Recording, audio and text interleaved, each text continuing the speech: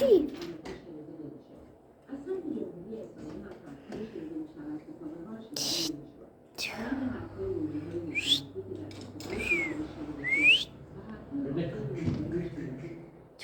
کوکی بیا